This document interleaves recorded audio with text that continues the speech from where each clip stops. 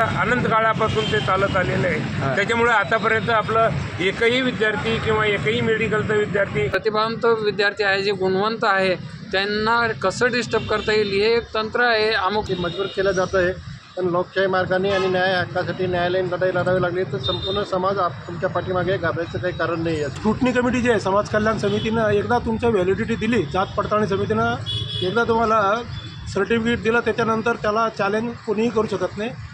आणि आपली एकजूट हा समाज हा लढणारा समाज आहे, त्याच्यामुळं घरात त्यांचं मार्गदर्शन घेऊ आणि पुढे जाऊ। अन्याय होत आलेला आहे, तरी त्यांनी आमचा अंत पाहू नये असं मला म्हणायचं आहे। समाजाच्या वतीने मी असं म्हणेन आणि मंगल बोल सबका मंगल। नमस्कार दोस्तों, आपका मंगल सबका मंगल, मंगल वार्ता चैनल। दोस्तों, आज छत्रपति संभाजीनगर में अपने कुछ समाज के जैसे कि बुल्ढाना, चिखली, चांडोल ऐसे कुछ लोग आए, समाज के लोग, जैसे कि अतुल सावे साहब उनको मिलने आए थे। तो वो मिलने के लिए जिस जगह पे है वो साई जूस सेंटर आप देख रहे हैं, ये अपने समाज का साई जूस सेंटर है। जैसे कि अमरजीत मैना ने और उसके बाद में ओम भाई मेडिकल संजय जी मेवाड़ है, तो यहाँ पे लोग आए, दिखाता हूँ उनकी बातचीत आपको। दादा, आज एकच काय मंडळी एकत्र दिसती, 50 जण कायसाठी आले होते? काही नाही, आपले सावे साहेबांच्या मंत्रालयाने जो 24/10/24चा जो परिपत्रक काढलेलं आहे, त्या परिपत्रक रद्द करावं आणि त्यासाठी चांडोळवरून, चिखलीवरून आणि संभाजीनगरवरून आपले समाज बांधव आज सावे साहेबांना भेटले आणि तो 24/10चा जो GR आहे 2024चा तो रद्द GR पण नाही, तर सर्क्युलर आहे, ते रद्द करावं यासाठी समाज बांधव एकत्र आले होते। त्यांना भेटण्यासाठी त्यांना निवेदन दिलेले आहे, त्यासाठी। बरं दादा, होईल का मग रद्द? आता रद्द होईल, नाही रद्द झालं तर मग आपल्याला दुसरा पर्याय आहे, आपण हायकोर्टात त्यासाठी जाणार आहोत। म्हणजे हे रद्द म्हणजे याला काही अर्थ नाही, जे परिपत्रक काढलं त्यांना काही असं नाही, परिपत्रक हे मुळातच सुप्रीम कोर्टाच्या डायरेक्शनच्या विरोधात आहे। कारण हे जे जात पडताळणी समिती आहे ही अर्धन्यायिक कमिटी आहे, ते त्यांना कोर्टाचे अधिकार आहेत, जिल्हा कोर्टाचे।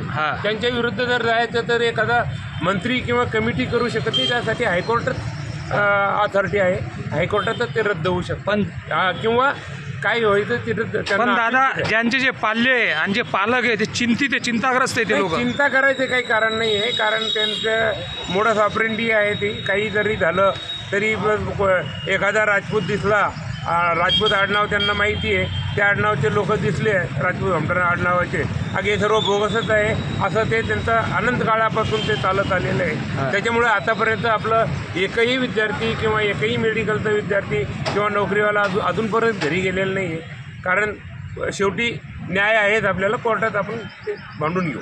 शेवटी मग जाणार बी नाही। शेवटी मंगलवार्तासाठी सांगा की लोक सबस्क्राईब करत नाही, दादा सांगा जरा। काही नाही, आपण आता मंगलवार्ता चॅनल सबस्क्राईब करा। मंगलवार्ता चॅनल हा एक आपला समाजाचा एक चांगलं माध्यम आहे प्रचाराचं, त्याला सबस्क्राईब करा, लाईक करा आणि मंगल बोल सबका मंगल। तुम बोलो सर, ये काय के लिए आए थे आज, ये क्या है? ये जो 11/10/2024 रोजी जे परिपत्रक काढलं, जे की त्या डिपार्टमेंटचा अर्थार्थी संबंध लागत नाही आणि ओबीसी डिपार्टमेंट ज्यांनी कोणी काढलं आहे ते परिपत्रक, ज्या डिपार्टमेंटने काढलं आहे त्यांचा आणि आपल्या कास्टचा म्हणा किंवा कोणत्याही कास्टचा काही संबंध लागत नाही। जातीविषयक जे निर्णय घेणारे किंवा जे नियम ॲक्ट लागू करणारे डिपार्टमेंट आहे ते समाज कल्याण आहे। मग ते काय चाललं आहे काही कळायला मार्ग नाही आहे। जो नियम पाळतो त्याच्या मागे नियमाची नुसती लाईन लावून दिलेली आहे, जे नियम नाही पाळत त्यांचं काही, आता समजा XYZ समाज सांगतो मी की ज्यांची बोली भाषाच नाही आहे, लिखित भाषा नाही आहे, तिला अकादमिक स्वरूप देऊन टाकलं आहे, काय चाललं आहे काय कळत नाही आहे। त्यामुळे आपल्या समाजाने एकरूपपणे एकत्र येऊन आपण नम्रपणे विनंती करतो आहे माननीय महोदयांना, जे कोण आहे पदाधिकारी त्यांना, नाही त्यांनी ऐकलं दुसरा मार्ग मोकळाच आहे आपल्याला।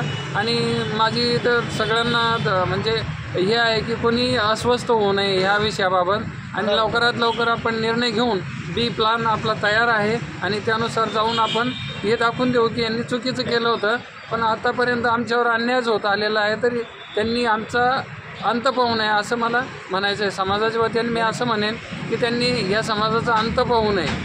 बस. म्हणजे घाबरण्यासारखं काही नाही का सर आता?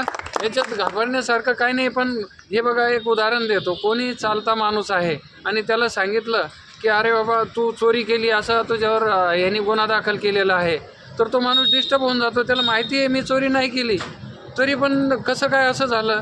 तर तशीच अवस्था आपल्या समाजाची करून ठेवली आहे. तो मुलगा जो अभ्यास करणारा आहे बिचारा, तो डिस्टर्ब होऊन जातो, त्याचे पालक डिस्टर्ब होऊन जातात आणि त्याचं निष्कर्ष निघायला 5-6 महिने लागतात. म्हणजे थोडक्यात त्यांना आरोपीचं पिंजऱ्यात उभं केलं जातं. प्रत्येक म्हणजे समाजातले जे प्रतिभावंत विद्यार्थी आहे, जे गुणवंत आहे, त्यांना कसं डिस्टर्ब करता येईल हे एक तंत्र आहे अमुक समाजाचं. आपल्याला बदनामीचं त्यांनी विडा उचलल्यासारखं ते चाललं आहे.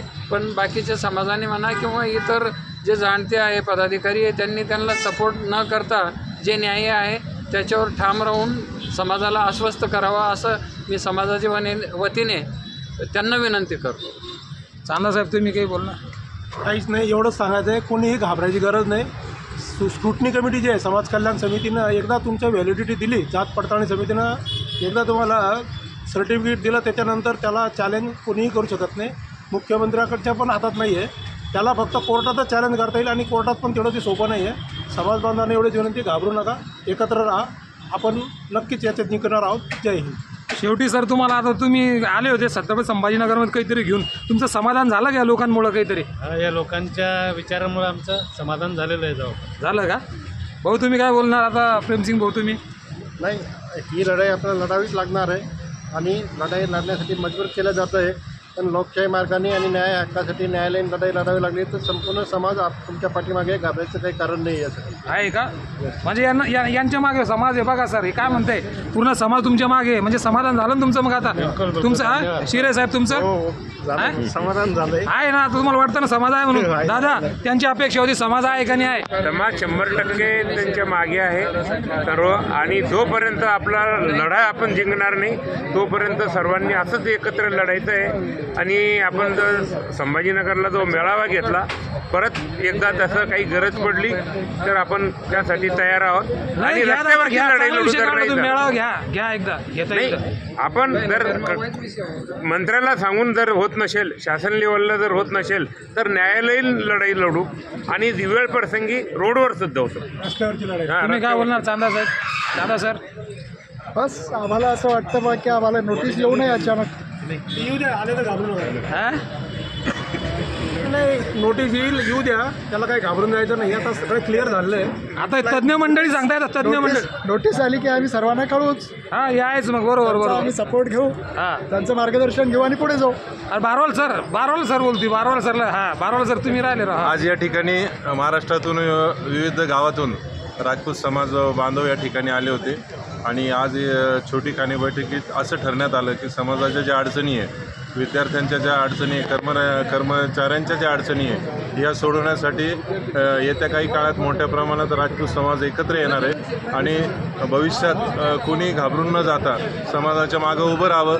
आणि आपली एकजूट, हा समाज हा लढणारा समाज आहे, त्याच्यामुळं घरात बसणार नाही. आपण आपल्या मागण्या लोकशाही पद्धतीनं शासनाकडे मांडण्याचा प्रयत्न करू आणि त्या मागण्या जर शासनाने सोडवल्या नाही तर जसं आता दादा बोलले त्यानुसार आपल्याला रस्त्यावर उतरण्याची वेळ जर आली तर आपण कुठेही कमी पडणार नाही. सर्वांनी समाजासोबत राहावं एवढं मी या ठिकाणी बोलतो. धन्यवाद. ओके धन्यवाद.